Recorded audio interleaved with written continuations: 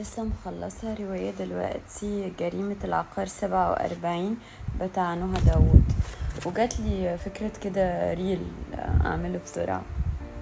هو الإنسان ينفع يكون مبسوط لوحده؟ ينفع جدا، بجد ينفع جدا. بس الفكرة إنه في كام نقطة. واحد، إنك ما تحاولش تبني سعادتك على وجود شخص آخر. يعني دايما المعتقد بتاعنا ان السعادة بتيجي منين؟ لما حد بيكون بيشير معايا، بحد بحكي له، حد. فمبدأ السعادة بيجي من ان انا ببنيها على وجود شخص اخر. لو دربت نفسك ان السعادة مبنية منك انت، فهتبقى اول حاجة تمام جدا. مش مجرد ان شخص غاب عنك معنى كده انك مش هتبقى سعيد، لان ده ما بيبقاش حب، ده بيكون مع الريموت كنترول بتاعك.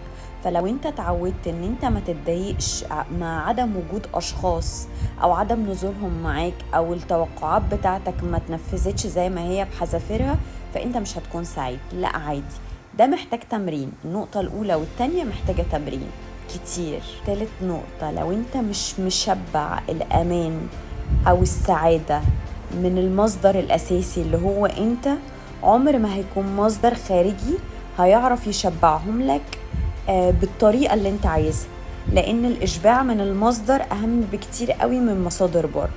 فدي برضو نقطة محتاجة تمرين وانك تشتغل عليها كتير مع الوقت، انك بترسخ معتقد جديد هنا. اما اخر حاجة، الوحدة مش وحش مرعب ولا حاجة مرعبة.